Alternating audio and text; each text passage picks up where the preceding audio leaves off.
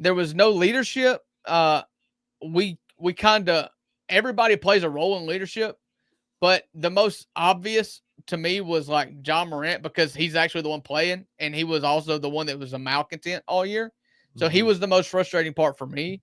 I think you more sat on the lines of Taylor Jenkins needs to whoop him into shape and do something, or Zach Kleiman needs to step in, and somebody's got to be able to get the ear of these guys. It was just an awful season. It was It was. it was And and it ended with a mercy killing.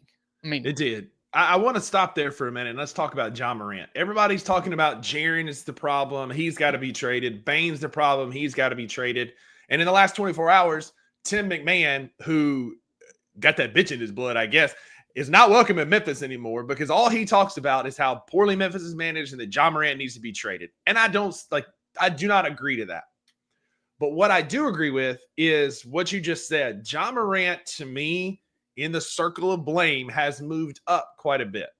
Because what you saw, Drew, was, and I get like the system wasn't working for you. You didn't like the coach. And I was a staunch Taylor Jenkins critic, and I'm not backpedaling on that now. But your superstar, your leader, this team goes as Ja Morant goes. And that's exactly what happened this season. Ja Morant was pouty, poor body language, upset with his situation. And the Memphis Grizzlies were a microcosm of that.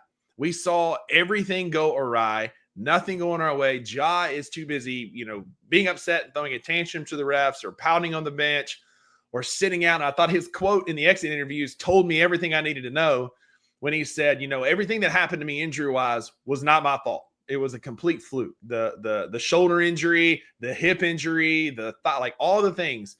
And he said, I never had any back or knee pain. But you and I both remember a time where he sat out for a hamstring soreness and a hamstring strain. yeah. To me, Well, the writing on the wall is there that Ja Morant quit on this coaching staff and this team. And because of that, I put a larger piece of the blame on Ja Morant for the way this season went. yeah, I do as well. I do put a pretty, and it's just like an ownership thing for me. It's like, hey, own your spot as a Mm-hmm. superstar of this team.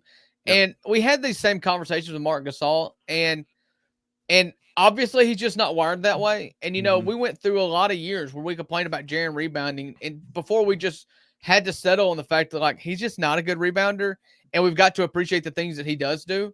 He plays great defense. He's a scoring threat on all three levels. Like he's good enough. Without rebounding. And I'm wondering if that's just what we're going to get to with Ja Morant too. It's just like, listen, he's a superstar.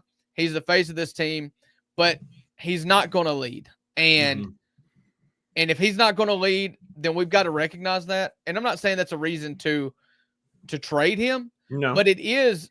I mean, somebody's going to have to make him play basketball, and Agreed. it's just that simple. you know, here we are again. We've got another moody superstar, right? Mark was super moody and fluctuated and could be so aggressive and dominate people. And then you go out and be completely aloof and not engaged. And it was so frustrating. And that's what we get with Ja Morant. That's why I've been championing all along, whether it's a head coach or a vet or something. We need an adult in the room. It's not Ja, it's not Jaren, and it's not Desmond. So who's it going to be? Jimmy Butler could have absolutely been the adult in the room, but he didn't want to extend here, or we didn't want to extend him, or whatever. So who's that going to be? Is it Tumas? Do we think that Tumas has that? And we'll talk about him as it comes up here in a minute.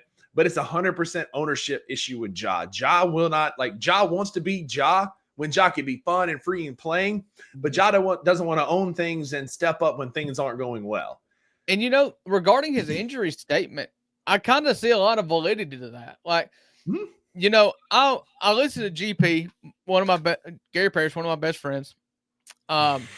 He he went on this diatribe and compared him to Jacob DeGrom, which he's a Mets fan, and I think this is very applicable here.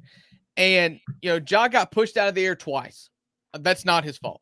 No. He had a bounce pass hit him in the foot that caused him to roll his ankle. That's not his fault. Mm-mm. And Jacob DeGrom didn't do anything wrong, but at some point you're just prone to it. Mm-hmm. And it's not necessary. I'm not here to blame Ja for his lack of health. Like, No. I've never seen anything that shows me that, or at least not this year, that he's just reckless. But, Mm-hmm. maybe it's just that for no reason at all, he's just injury prone. And that is a concern. That is an absolute concern. It And if is. that is the only reason that somebody says, if somebody wants to make that point in making the case to we need to trade Ja, then I might have to listen because that's a valid point. I think the other stuff is way more important. Like you just getting somebody in Memphis like Ja Morant doesn't happen.